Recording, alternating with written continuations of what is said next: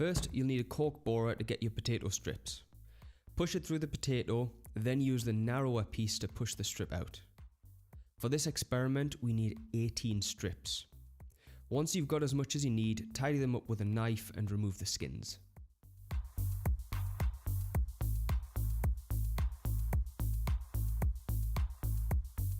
All of the strips need to be the same length to begin with. Here we're cutting them all down to 6 centimeters. Once they're ready, get 6 beakers and put 3 tubes in each. This will give you 3 repeats for each solution. The next thing to do is make your solutions. Put a sheet of paper on the balance, hit T to get the starting point to 0, and add the salt until it reads 1 gram.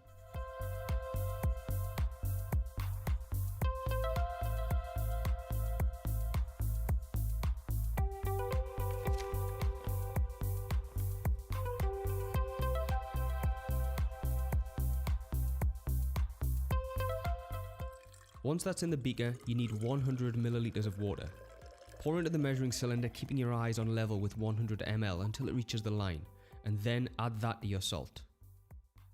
Here we've just made a salt solution of 1 gram per 100 milliliters. In this experiment we need 6 solutions, 0 grams per 100 ml, which is just pure water, and 1 to 5 grams per 100 ml in 1 gram increments. Once the solutions are ready, pour them in to immerse the potato strips.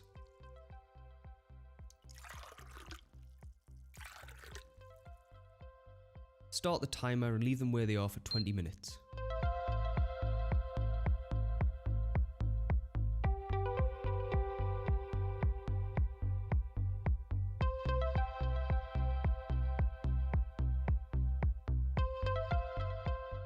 After 20 minutes, you have to measure all of the strips, and measure them as accurately as possible.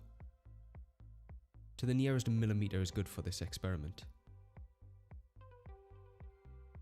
As you're working through the potato strips, you'll probably notice that the ones immersed in the more concentrated solutions are more soft, while the ones immersed in lower concentrations are more turgid. Be sure to make a quick note of each value you measure as you're going along.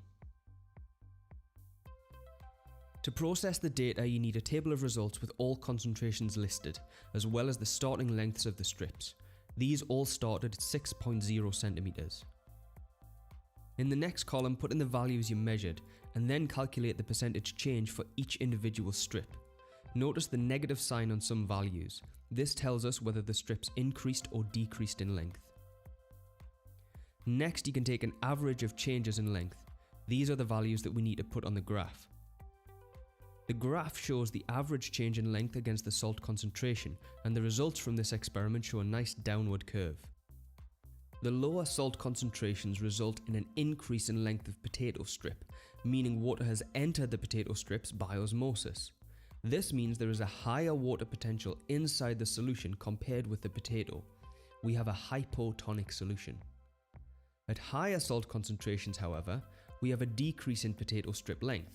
This tells us the water potential is higher inside of the potatoes, so water has left the potato strips by osmosis.